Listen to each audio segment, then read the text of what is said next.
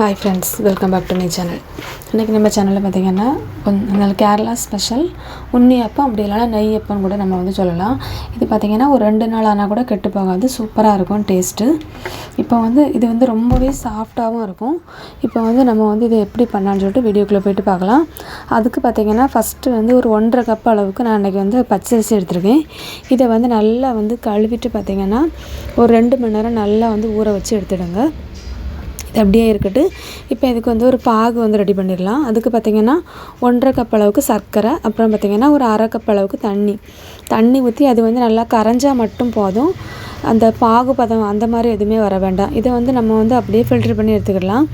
ஏன்னா அதில் இருக்கக்கூடிய அழுக்கு எல்லாமே அதிலே வந்துடும். அதனால தான் இப்போ ஃபில்ட்ரு பண்ணி எடுத்தது அப்படியே இருக்கட்டும். ரொம்ப திக்காலாம் இருக்காது, நார்மலாக தான் அது இருக்கும்.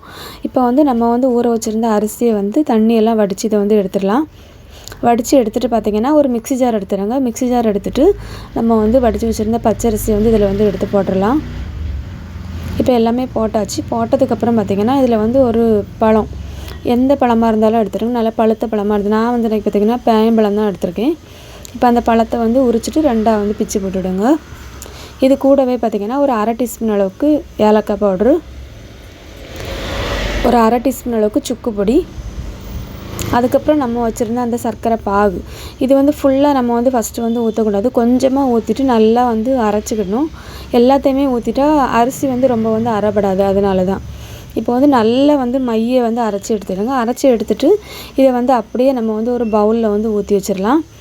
இது அப்படியே இருக்கட்டும். இதை மூடி வச்சு பார்த்திங்கன்னா ஒரு 2லேருந்து 3 மணி நேரம் புளிக்க வச்சு எடுத்துடுங்க. அப்போ தான் நல்லாயிருக்கும், சாஃப்டாக வரும். இப்போ இதுக்கு ஒரு சின்ன ஒரு பேன் எடுத்து வச்சுருங்க. வச்சுட்டு பார்த்திங்கன்னா ஒரு டேபிள் ஸ்பூன் அளவுக்கு நெய் ஊற்றிடுங்க. நெய் ஊற்றிட்டு இதில் ஒரு 3 டேபிள் ஸ்பூன் அளவுக்கு தேங்காய் பொடி பொடியாக கட் பண்ணி வச்சுருக்கேன். அதை போட்டு நல்லா வறுத்து எடுத்துடுங்க. நல்லா மணம் வர அளவுக்கு, நல்லா கலரும் சேஞ்ச் ஆகும். அப்படி வறுத்து எடுத்துடுங்க. இப்போ வறுத்து எடுத்ததை இப்போ நம்ம புளிக்க வச்சுருந்த மாவை எடுத்துக்கிடலாம். அதில் பார்த்திங்கன்னா நம்ம இதை போட்டுடலாம். இது கூடவே பார்த்திங்கன்னா ஒரு டேபிள் ஸ்பூன் அளவுக்கு எள்ளு போட்டு விடுங்க. எள்ளை வேணுனாலும் நீங்கள் நெய்யிலே ஃப்ரை பண்ணி கூட போட்டுக்கிடலாம். இதை போட்டுட்டு நல்லா மிக்ஸ் பண்ணிவிடுங்க ஃபஸ்ட்டு. இப்போ நல்லா மிக்ஸ் பண்ணதுக்கப்புறம் இதில் ஒரு 1/2 டீஸ்பூன் அளவுக்கு சோடாப்பு போட்டுவிடுங்க. இதையும் போட்டு நல்லா மிக்ஸ் பண்ணிவிடுங்க எல்லாத்தையுமே. இப்போ மிக்ஸ் பண்ணிவிட்டு பார்த்திங்கன்னா அடுப்பில் நான் ஒரு குழிப்பணியார சட்டி வச்சுருக்கேன். இதில் நெய் கொஞ்சமாக நான் ஃபஸ்ட்டே ஊற்றி தான் வச்சுருக்கேன். இப்போ இதில் பாதி அளவு மட்டும் மாவு ஊற்றிக்கிடலாம்.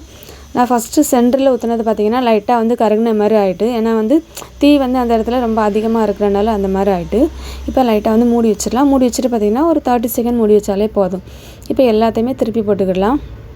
பார்த்தாலே தெரியும், அது மட்டும் லைட்டாக கலர் சேஞ்சாக இருக்கும். மற்றபடி எல்லாமே நல்லா தான் வந்துச்சு. இப்போ எல்லாமே திருப்பி போட்டு நல்லா வெந்ததுக்கப்புறம் நம்ம இதை எடுத்துடலாம். இதே மாதிரியே நீங்கள் எல்லாத்தையுமே சுட்டு எடுத்துக்கிடலாம்.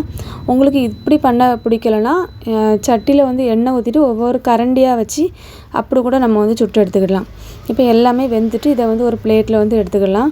ரொம்பவே நல்லா டேஸ்ட்டாக இருந்துச்சு. அந்த நெய்யோட ஃப்ளேவர், அப்புறம் பார்த்திங்கன்னா தேங்காய் நம்ம ஃப்ரை பண்ணி போட்டது எல்லாமே ரொம்பவே சூப்பராக இருந்துச்சு.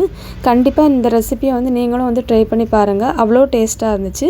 இந்த வீடியோ உங்களுக்கு பிடிச்சிருந்துச்சுன்னா லைக் பண்ணுங்கள், ஷேர் பண்ணுங்கள், கமெண்ட் பண்ணுங்கள், சப்ஸ்கிரைப் பண்ணுங்கள். தேங்க்ஸ் ஃபார் வாட்சிங்.